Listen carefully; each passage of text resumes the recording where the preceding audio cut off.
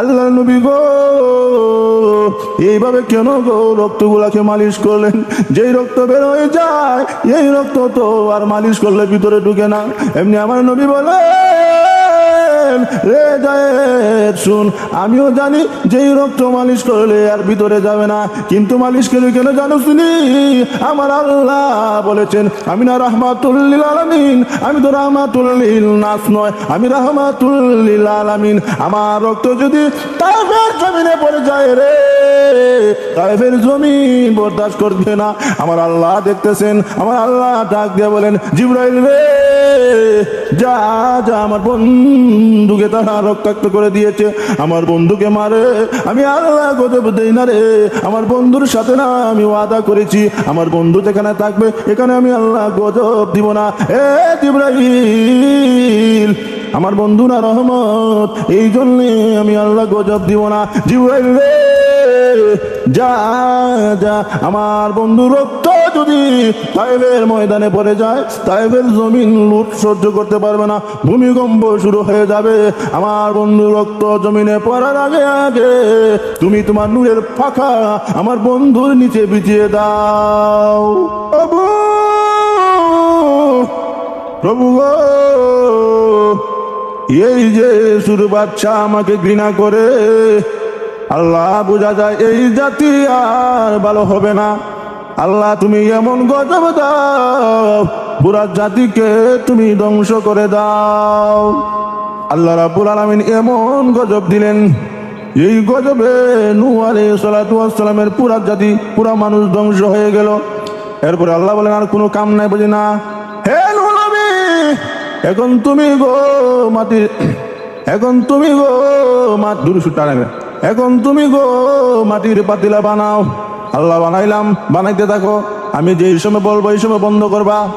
বানাইতে বানাইতে বহুত পাতিলা হয়ে গেল। আল্লাহ বলেন স্টপ, আর বানাইবা না। আল্লাহ বানাইবা না, ঠিক আছে, এখন কি করব? এবার একটা লাঠি লো, লাঠি নিয়ে সবগুলা ভাঙ্গো। নূহ আলাইহিস সালাতু ওয়াস সালাম বলেন প্রভু গো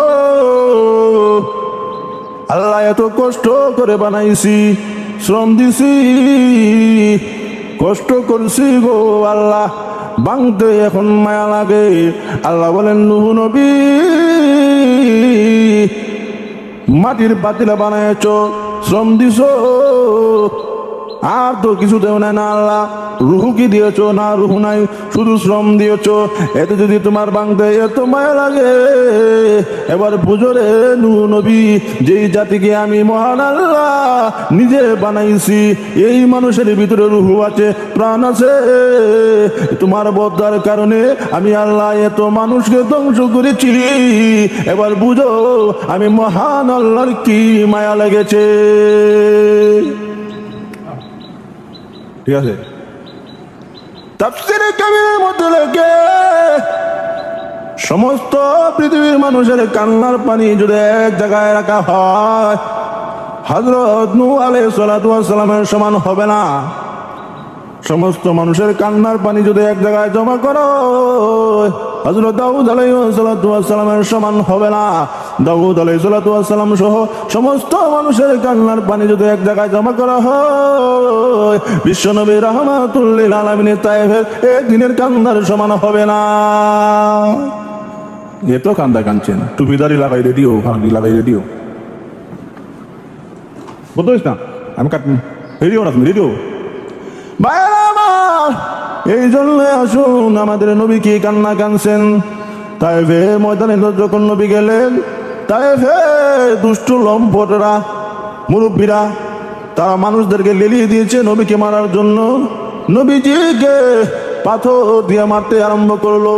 সাথে ছিল যায়েদ ইবনে হারস, সাথে ছিল যায়েদ ইবনে হারস রাদিয়াল্লাহু তাআলা আনহু, রাসূলের বালক পুত্র। যায়েদ ডাক দিয়ে বলে নবী গো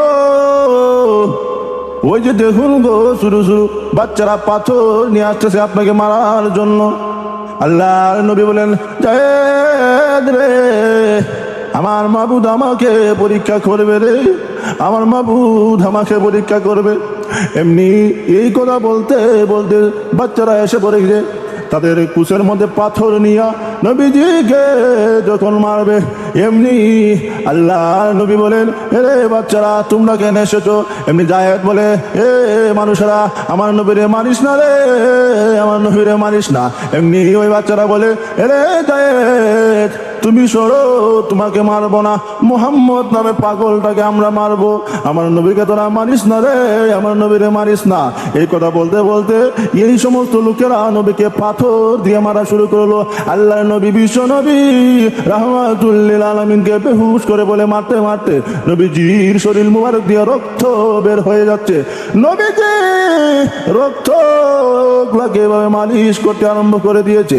জায়েদ বলেন, ইয়া রাসূলুল্লাহ, ইয়া হাবিবাল্লাহ, আল্লাহর নবী গো এইভাবে কেন গো রক্তগুলাকে মালিশ করলেন? যেই রক্ত বের হয়ে যায় এই রক্ত তো আর মালিশ করলে ভিতরে ঢুকে না। এমনি আমার নবী বলেন, রে জায়েদ শুন, আমিও জানি যেই রক্ত মালিশ করলে আর ভিতরে যাবে না, কিন্তু মালিশ করলে কেন জানো শুনি? আমার আল্লাহ বলেছেন, আমি না রাহমাতুল লিল আলামিন, আমি তো রাহমাতুল লিন নাস নয়, আমি রাহমাতুল লিল আলামিন। আমার রক্ত যদি তায়েফের জমিনে পড়ে যায় রে, তায়েফের জমিন বরদাস্ত করবে না। আমার আল্লাহ দেখতেছেন। আমার আল্লাহ ডাক দিয়ে বলেন, জিবরাইল রে যা যা, আমার বন্ধুকে তারা রক্তাক্ত করে দিয়েছে, আমার বন্ধুকে মারে আমি আল্লাহ গজব দেই না রে, আমার বন্ধুর সাথে না আমি ওয়াদা করেছি, আমার বন্ধু যেখানে থাকবে এখানে আমি আল্লাহ গজব দিব না। এ জিবরাইল, আমার বন্ধু না রহমত, এই জন্যে আমি আল্লাহ গজব দিব না। জিবরাইল রে যা যা, আমার বন্ধু রক্ত যদি তায়েফের ময়দানে পড়ে যায়, তায়েফের জমিন লুট সহ্য করতে পারবে না, ভূমিকম্প শুরু হয়ে যাবে। আমার বন্ধু রক্ত জমিনে পড়ার আগে আগে তুমি তোমার নূরের পাখা আমার বন্ধুর নিচে বিছিয়ে দাও। জিবরাইল কয়, আমি কই আর নবী কই? জিবরাইল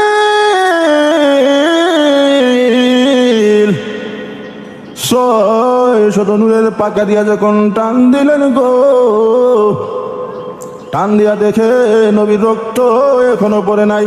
নবী যেভাবে রক্ত মালিশ করতেছে, এরপরও রক্ত এক ফুটা পায়ের তালু মুবারকে আছে, পড়ে যাবে পড়ে যাবে। বাপ জিবরাইল বলেন, আমি 600 নূরের পাখা দিয়া যখন টান দিয়া গেলাম রে, এমনি তাকায় দেখি রক্ত এখনো পড়ে নাই।